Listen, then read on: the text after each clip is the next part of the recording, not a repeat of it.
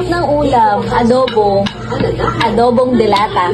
Hello mga ka-OAT! It's your girl again, Remrem. At dito na ng daily vlog ganap natin. Hoy! Gusto niyo yon? Gusto ko yon! Hay! At dahil hindi ko maintindihan yung araw kung pasikat ba o pakulimlim, tayo gigising na at babangon na para naman maging productive today. Hoy! Binuksan ko na nga ang bintana at nang masinaga naman ng OAT na to. At sabi ko nga sa inyo, araw-araw nyo talaga makikita ang gantong mukha ng OAT na to. Inayos nga lang ang pilik mata ng OAT na yan dahil parang namimiss in place na sila. Hoy! Fast forward nga mga ka-OAT at ayan, kakatapos lang namin mag-asikaso ng paninda namin pero may bumili na agad. Hoy! Sabi ko nga sa inyo mga ka-OAT, ganito lagi ang ganap ko araw-araw. Pero huwag kayong mag-alala, gagawa ko ng iba't ibang video para naman di kayo magsawa. Uy, tinignan ko nga itong niluluto ng asawa ko. Ay, ito pala yung niluluto niya, itong chili sauce ng siomay namin. At mga ka-OAT ko, ito nga pala yung binibenta namin. Ayan, iba't iba pong klase, meron po kaming silog at may mga street food din. O diba, ewan ko na lang kung hindi na lang talaga yumaman tong mga OAT na to. Balak na namin ng asawa ko na magkaroon ng cart, pero napag-isip-isip namin na mag-iipon na lang muna kami para kapag dumating na yung time at panahon, ay makahanap kami ng magandang pwesto. At mga ka-OAT, meron na rin pala kaming cheese stick. Bumili yung asawa ko para daw pandagdag sa benta. Yaman na talagang mga OAT na to. Hoy, hiniwa-hiwa ko na nga yung mga cheese dyan. At mga ka-OAT, nagugas ako ng kamay ha. Dati pa naman kaming may tindang cheese stick mga ka-OAT. Nahinto lang dahil nagkatrabaho ako noon. Pero ngayon, nagbabalik na ang cheese stick nyo. Kaya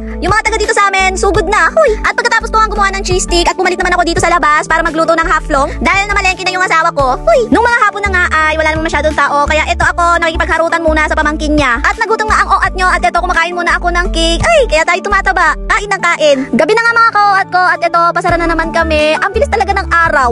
Yung tipong parang kakagising mo lang, gabi na naman, tapos kinabukasan na naman. Hoy! At eto, maliligo na muna ang OAT nyo. Baka inaantay nyo akong lumabas dyan. Sa kabilang pintuan po ako lumabas. Charot! Hoy! At eto na nga, pagkatapos namin magsara, ay kumain naman kami ng hapunan. Masarap po ang ulam namin yan. Adobo, adobong delata. Hoy, bakit? Ang sarap kaya nun. At pagkatapos nga namin kumain, ay nag-toothbrush na rin ako para makaakyat na kami. Pero di ko na-expect sa pag-akyat namin, ay marami pa palang tiklupin. Wala talaga karapatan magpahinga ang mga OAT na to. Hoy! Bago nga sumabak sa tiklupin ng OAT na to, ay nag-skincare muna ang OAT na to. Para naman kahit matutulog na lang tayo, ay maganda pa rin ang OAT na to. Hoy! At habang nagtitiklop na nga ako, ay napapatingin yung isa dyan. Ayaw niya pala yung tiklop ko. At sinunod ko na ngang ihanger itong mga damit panlakad namin. At sa wakas, tapos na rin ang OAT nyo, makakapagpahinga na rin. So yun lang for today's mga ka-OAT. Kung nag-enjoy kayo, don't forget to like, comment, at i-follow ako para lagi kayong updated sa mga next vlog. Bye!